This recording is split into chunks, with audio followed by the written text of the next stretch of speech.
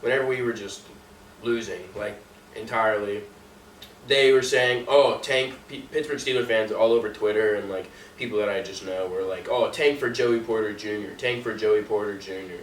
And I get that. Local guy, his dad, Joey Porter, obviously Steeler legend. He's from the area. He plays at Penn State now. He's a good corner. I can't really speak enough on him because I don't watch Penn State football. I'm a Pitt guy. But he's the yeah, best I've heard he's probably the best corner. He's really, really good. I don't know. Like I said, I can't speak enough on it. I'm sure John probably could to give a little more insight on it. I don't really know. Like, what do you think Joey Porter Jr. would be a good fit in the offense, especially after just signing defense? Sorry, I mean, a good pickup for the defense, especially after just signing or trading for cornerback. Yeah, I honestly feel like JPJ is the best corner coming out right now. He's been consistently ranked as the top corner coming out, and I feel that he was really going on tear early. He's had some big games, and I feel like just the fact that the Steelers they have the history, it's there. Like, it just seems too perfect.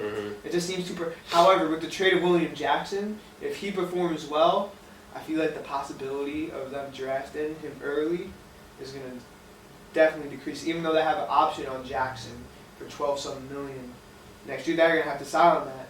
But if Jackson plays very well for Pittsburgh, I definitely think it's a possibility Pittsburgh picks up that option.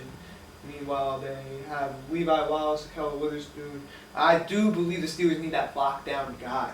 I feel like we never had that. The Steelers have a lot of talented corners, but I just don't think right now they have that guy that could go toe-to-toe twice a season with Jamar Chase.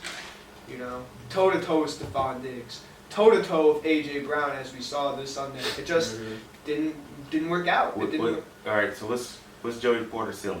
What player? Battle history, give me anybody. His ceiling? He kind of reminds me a little bit of Sauce Gardner, a little bit coming out. A little bit. That's pretty cool. That's a pretty... Even though, like, that's not a ceiling, I see the comparison. So, like, right off the bat, you think he had the impact just like Sauce Gardner? Yeah, I feel like the way Sauce Gardner is making that immediate impact for the Jets, like right away, right off the bat as a defensive back, because a lot of these corners that were drafted early these past couple years have not really lived up to the hype. Like the Jeff Okudas and even Denzel Ward, I feel like it's kind of been a little bit of a letdown. Yeah. They haven't really been. I know I'm missing a major one. What about the dude from the Seahawks? What do you think? Oh, Bolden. He's been balling out. Did you see that? Like, did you tell him before, or you just realizing like how good he is? I heard a little bit about him during the draft process, but now that he's really emerged onto the scene for Seattle. He's in the defensive rookie of the year talks right there, Sauce Gardner. Even though I feel like Sauce is going to take home that award, he's right there with him.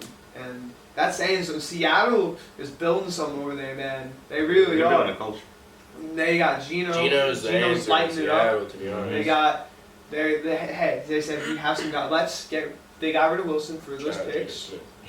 And they did some of those. They got a possible franchise left tackle in Charles Cross. A guy that's in the defensive rookie of the year talks in Woolen. Kenneth Walker they picked up in the draft.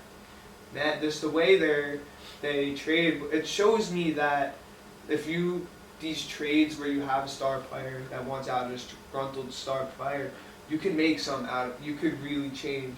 Just like the Cowboys did all those years back when they traded Herschel Walker to the Vikings, and they got all the picks, and they built a dynasty over there.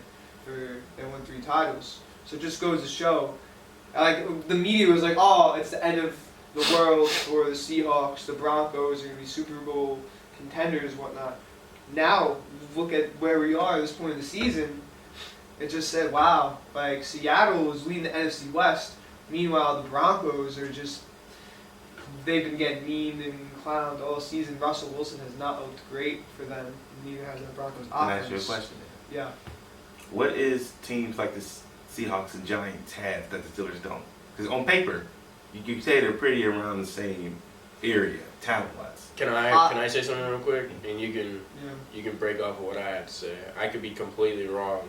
I think the Giants and the Seahawks have a good offensive line. You see, like John mentioned, Kenneth Walker is blowing up right now. Saquon Barkley, they haven't had a good offensive line, but it's Saquon Barkley, I will say. Like, Saquon Barkley can make literally just about anything happen. He's a great running back. But at the same time, Saquon Barkley has looked incredible this year. Obviously, he's also prone to injuries, so there's some ups and downs there. But I don't want to say the offensive line is a huge, like, the key that the Seahawks and Giants have had compared to the Steelers, but I feel like that's probably something very, very key that they've been working with. Here's another thing.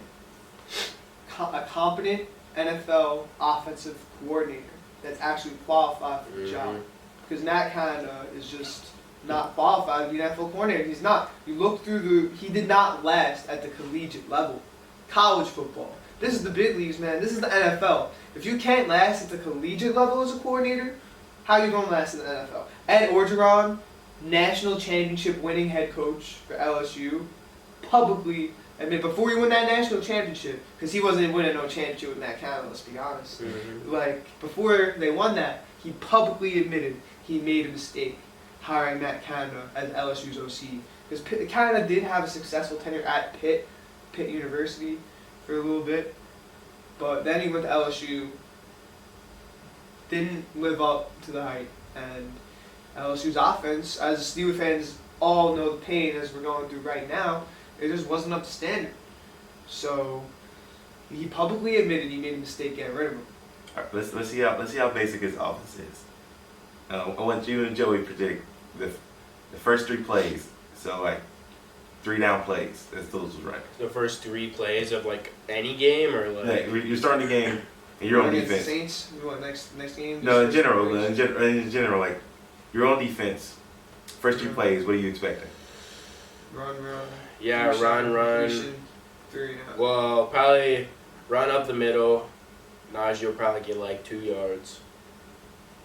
So that's what, 2nd and 8, 2nd and 7. Probably another run. Maybe to the outside. Pick up like 2 or 3 again. I give it like 5, just because there are some times that Najee will go like 2 yards and then get like 5-yarder. And probably jet sweep. and then you're 3 and out because we're not converting on that, and then we punt. That's I mean, I don't want to say that's the story of our lives right now, but 3 and out punt. That's kind of just what we've been living. Yeah, unfortunately. It's depressing, and I hate it's not really the player's fault because it's just maddening. And Matt Canada is not. He just doesn't have the resume to be a coordinator in the NFL. If you couldn't last at the collegiate level, I don't understand why it was a good idea to hire him to be the coordinator. This is going on year 2 now. The Steelers are averaging 15 points per game. They're dead last in multiple important offensive categories. I just pulled up your Instagram, John. Yeah. I can read those categories for you. I know. Yards per play, points per game, and yards per pass attempt. 32nd. Yeah, 32nd in all of them. Yeah. My prediction is run, play action pass to the sideline. Why do we keep using these sidelines? Like a wide receiver screen or something like that? We use these sidelines so we have fire moves that can get in the middle of the field. I know. I'd like to see them utilize the middle of the field more, definitely. I'd like to see more deep shots. I'd like to see something fresh, something innovative. Like that one play, I was like, whoa! Like that Claypool touchdown pass to Derek Watt, I was like, what? Like that was innovative. Like I feel like the Steelers also need to be better in the red zone because I feel like Kenny moves the ball well in between the 20s, but once they just get into the red zone stuff, it just doesn't. I like that. Well. I was gonna add on to that. Like when Joey brought up the jet sweeps, like if you do what the Eagles is doing, like they'll run the same play, but it's a different option each time, so you can't predict it.